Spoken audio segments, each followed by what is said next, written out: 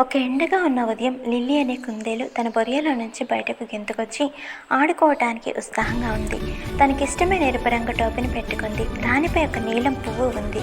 ఈ రోజంతా నేను దీన్నే వేసుకుంటాను అని సంతోషంగా చెప్పుకుంటూ పువ్వులు కోయడానికి మరియు సీతకోక చిలుకలను వెంబడించడానికి పచ్చిక బయలువైపు దూకింది. లిల్లీ తన స్నేహితురాలైన మ్యాక్స్ అనే ఉడత మరియు బెల్లా అనే పక్షితో ఆడింది. వాళ్ళు నవ్వుతూ పరిగెత్తుతూ ఎత్తైన గడ్డి చుట్టూ ఎగిరారు. కానీ లిల్లీ విశ్రాంతి తీసుకోవడానికి కూర్చున్నప్పుడు ఏదో పోయినట్లు గ్రహించింది.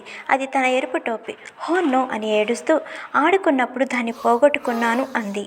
మ్యాక్స్ మరియు బెల్లా వెంటనే సహాయం చేయడానికి ముందుకొచ్చారు. మనం వెనక్కి వెళ్దాం, చూద్దాం అని మ్యాక్స్ చెప్పాడు. వాళ్ళు చెరువు దగ్గర, చెట్ల కింద మరియు ఒక డొల్ల దుంగ లోపల కూడా వెతికారు. అయినా ఎరుపు టోపీ దొరకలేదు. లిల్లీ బాధపడింది.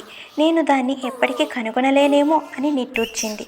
అప్పుడే బెల్లా ఆకాశంలోకి ఎగిరి నాకు ఎరుపు రంగులో ఏదో కనిపిస్తోంది పువ్వుల దగ్గర అని అరిచింది. అందరూ ఆ దిశగా పరిగెత్తుతూ అక్కడ గాలికి మెల్లగా ఊగుతూ ఒక పొదపై చిక్కుకొని ఉన్న లిల్లీ టోపీని ఉంది. హుర్రే అని లిల్లీ సంతోషంగా అరిచింది. తన స్నేహితులను కౌగలించుకొని నాకు సహాయం చేసినందుకు ధన్యవాదాలు.